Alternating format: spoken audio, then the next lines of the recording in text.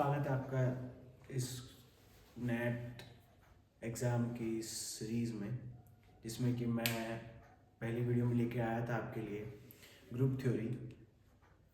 तो उसी का ये सेकंड पार्ट है। तो हमने लास्ट वीडियो में कवर कर लिया था सिमेट्री क्या होता है, ग्रुप थ्योरी हम क्यों पढ़ते हैं, एक्सिस ऑफ सिमेट्री क्या होता है, प्रिंसिपल ऑफ एक्सिस क्या होता है और प्लेन ऑफ सिमेट्री क्या होता है, उसके एग्जाम्पल भी पढ़े थे। अब हम पढ़ने जा रहे हैं नेक्स्ट, सेंटर ऑफ सिमेट्री क्या होता है, किसको कहते हैं सेंटर ऑफ सिमेट्री।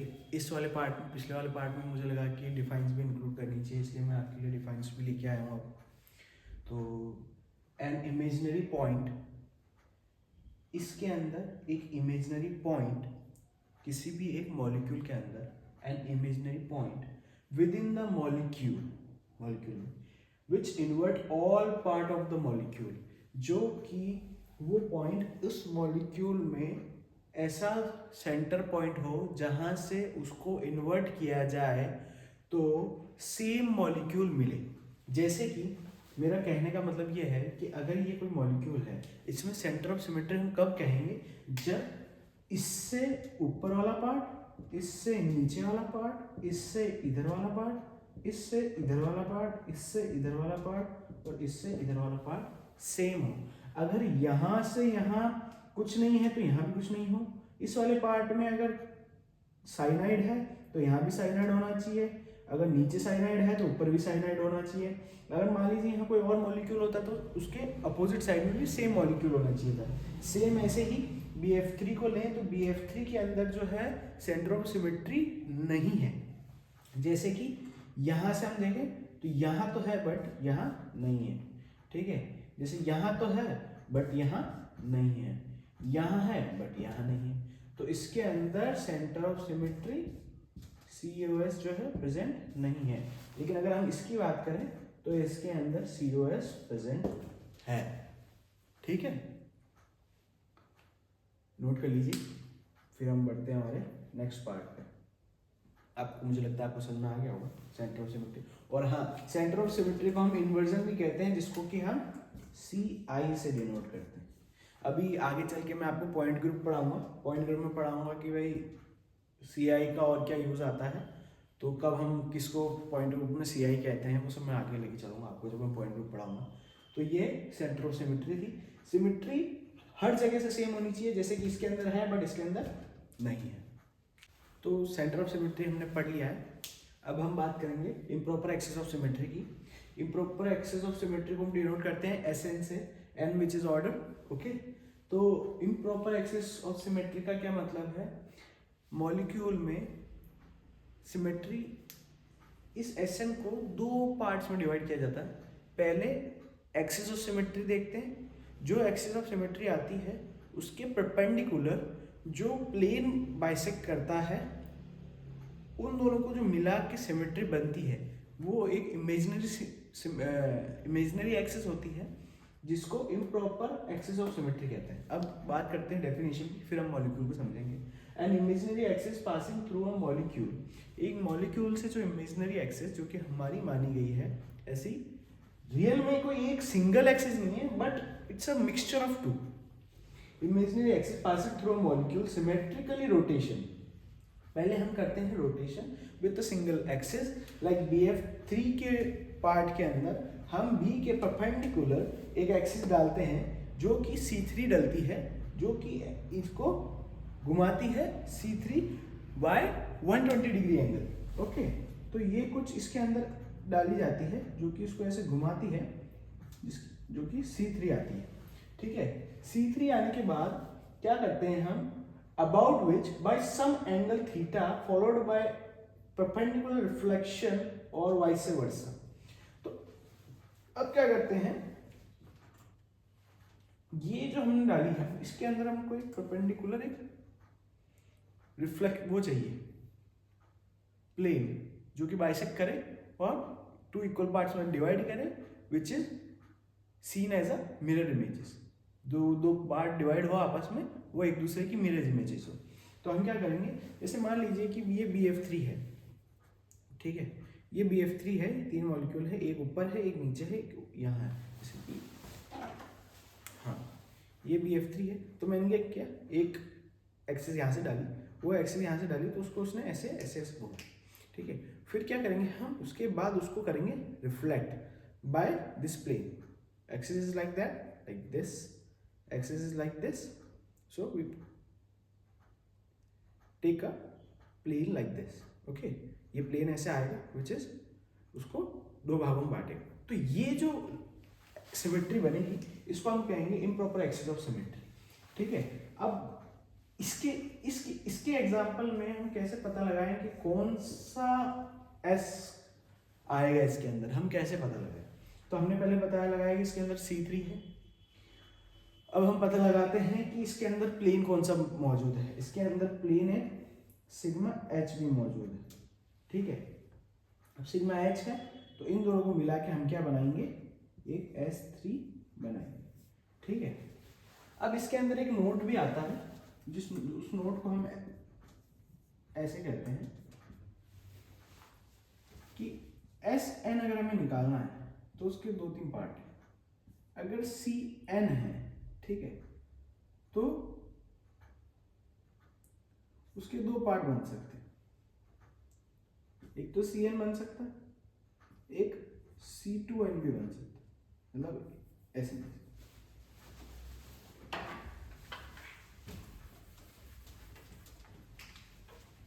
एक Sn बन सकता है, एक S2n बन सकता है, ठीक है।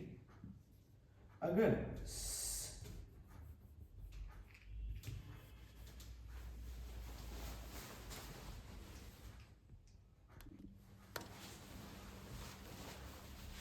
तो इसके अंदर एक नोट भी है, नोट कहता है कि अगर Cn है, Cn हमने पता लगा लिया कि भाई C3 आया, तो अब इसके Sn कौन सा होने के चांसेस क्या क्या है, कि भाई दो तीन चीजें हो सकती है, या तो किसी मॉलिक्यूल में Sn हो ही ना, ठीक है, जो कि आइदर SnX इज एब्सेंट, ठीक है, या तो ये रीजन, एक तो ये बात हो सकती है, या अगर प्रेजेंट है, इज प्रेजेंट है, तो Sn होने के चांसेस ये हैं कि अगर सिग्मा H प्रेजेंट है, सिग्मा H इज प्रेजेंट, ठीक है, और अगर इस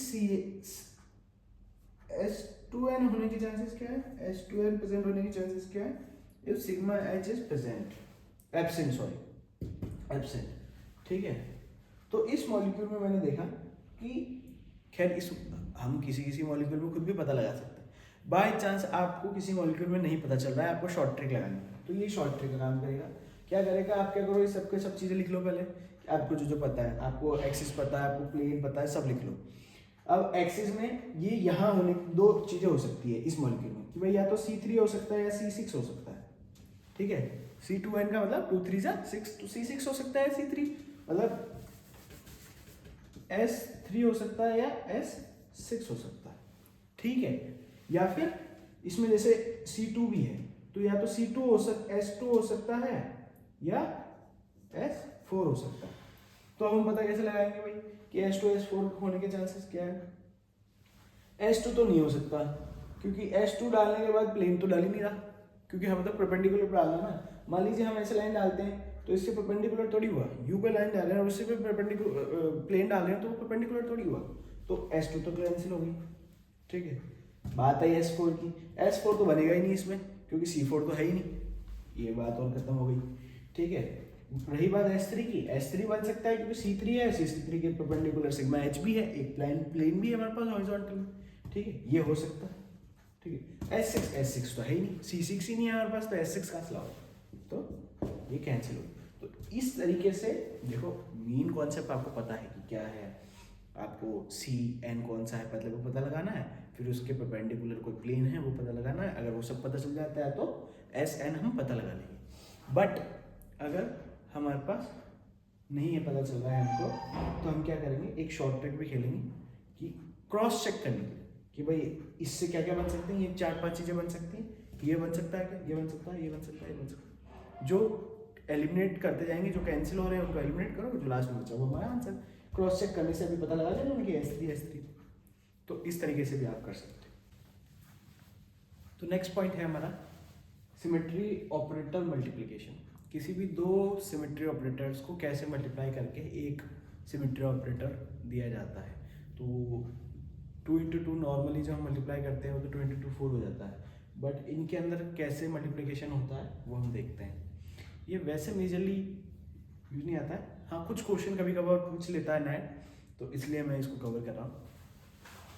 तो C2Z आप सब जानते हैं, मेरे ख्याल से इसको सब पहचानते होंगे, मैंने मेरी फर्स्ट वीडियो में भी इसको कवर किया था, ठीक है, X Y Z, ठीक है। तो C2Z का मतलब है कि Z डायरेक्शन से कोई C2 रोटेशन कर रहा है, मीन्स कोई ऐसा मॉलिक्यूल है जिसको कि C2 कराने की जरूरत पड़ रही है, समझ गए। C2 मतलब 180 डिग्री से रोटेट करते हैं तो सेम मॉलिक्यूल मिलता है। जैसे कि मान लीजिए आप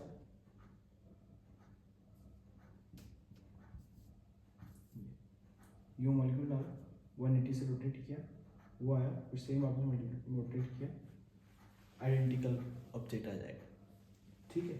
तो इसके अंदर क्या है, C2 है ना।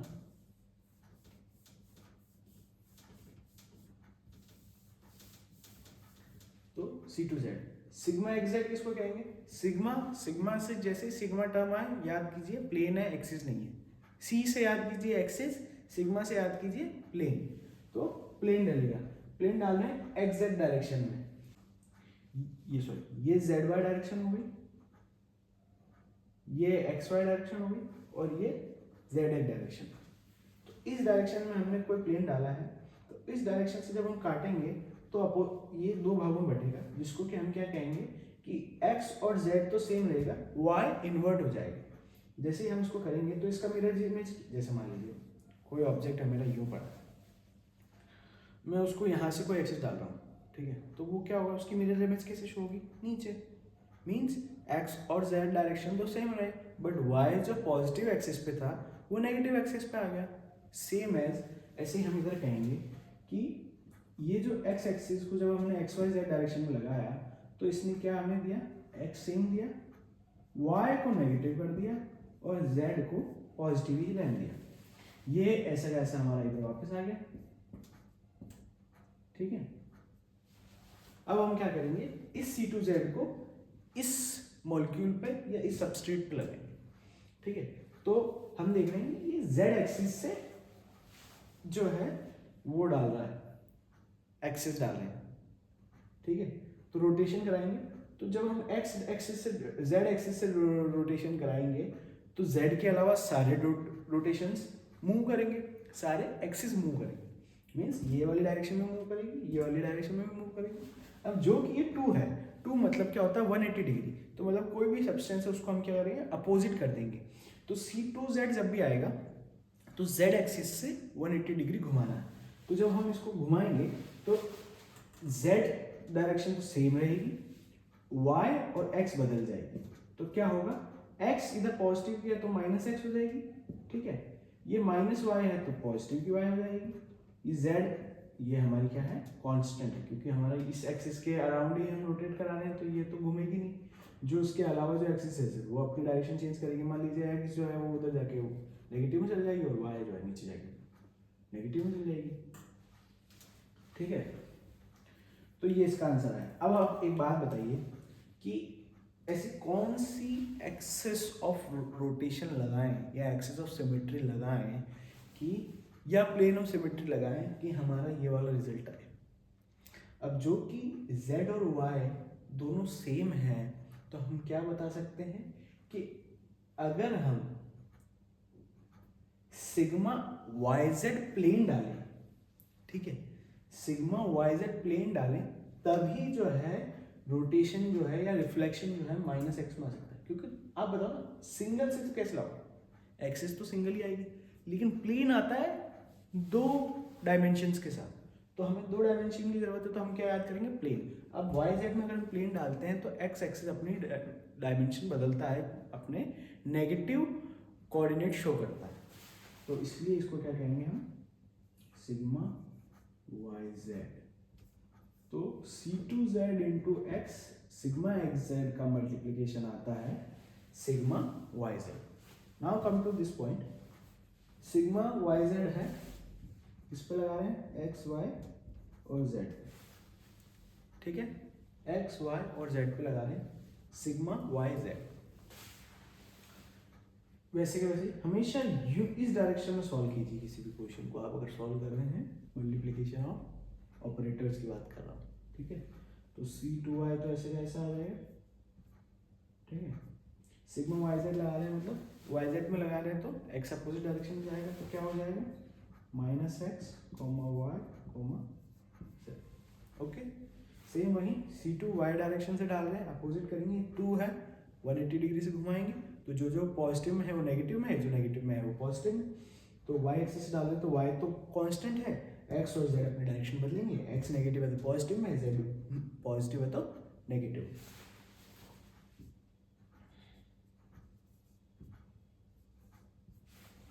सेम वही कहानी है. 3 में से 2 कांस्टेंट सेम है और एक की डायरेक्शन चेंज है, मतलब एक्स और वाई क्या है, प्लेन है. प्लेन हमने एक्स वाई पर डाला है, तो उसने क्या किया है, जेड का रिफ्लेक्शन ले लिया है. तो ये किसके कोऑर्डिनेट्स हो सकते हैं, सिग्मा एक्स और y. Okay, now come to the third point, sigma x y S4Z.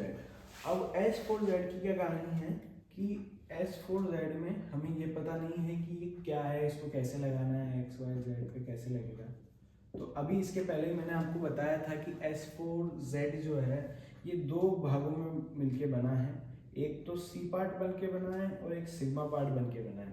तो S4 है इसलिए तो 4 आएगा, और सिग्मा H है इसलिए ये आया है ना. अब ये H है तो इसकी डायमेंशन तो हमें पता नहीं है, तो हम पता लगा लेंगे. डायमेंशन इसमें साफ लिखी रखी है. C4 तो Z डायरेक्शन में है, और अच्छा C4 अगर Z में है तो इसके परपेंडिकुलर कौन से हो गए, एक्स वाई प्लेन ही हुए ना, तो ये सिग्मा एक्स वाई प्लेन में है. ठीक है, समझ गए. ये एक छोटी सी चीज है S4Z को रिवर्स में ओपन करने की. ठीक है, तो ये सिग्मा एक्स वाई तो ऐसे कैसे रह जाएंगे, S4Z को हम ऐसे बोलेंगे C4Z into sigma x Y. ठीक है, एक्स वाई जेड. अब इसको 2 तरीके से कर सकते हैं. एक तो डायरेक्टली हम बता सकते हैं कि सिग्मा एक्स वाई मिलके एक इक्विवेलेंट फैक्टर देता है जो कि सेम आ जाता है. इसको करके इसको करके इसको करो, इन दोनों को करो चाहे इसके साथ करो, बात एक ही है. ये दोनों अपने आप को मिला के कोई चेंज नहीं देंगे, इसका चेंज इससे कैंसिल आउट हो जाएगा, ई आ जाएगा. ठीक है, लेकिन फिर भी मैं आपको करके बता देता हूँ. सिग्मा एक्स वाई किया मैंने into C4Z. Sigma x Y का मतलब है कि जेड माइनस का जाएगा तो x comma y comma minus z. ठीक है,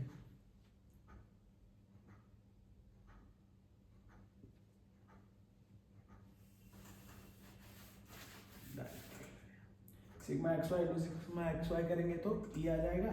ठीक है, ये तो ई आ गया into C4Z. C4Z x Y Z का, तो सिग्मा एक्स वाई S4Z का आंसर क्या है, C4Z. ठीक है, इन दोनों को जब हम मल्टीप्लाई करते हैं तो ये वाला ऑपरेटर निकल के आता है. Now come to C2Z and C2X.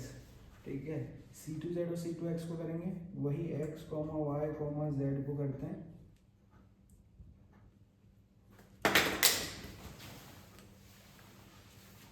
तो C2Z तो ऐसे का ऐसा रहता है. ठीक है, C2Z तो ऐसा रहता है. C2X को कैसे करेंगे आप, C2X है x एक्सिस कॉमन रहेगी, y z घूमेगी, तो x minus y comma minus z. Same वही करेंगे, C2Z Z को कांस्टेंट रखेंगे, x और y अपनी डायरेक्शन बदलेंगे. तो x पॉजिटिव है तो नेगेटिव हो जाएगा, y नेगेटिव है तो पॉजिटिव हो जाएगा, और z ऐसा का ऐसा.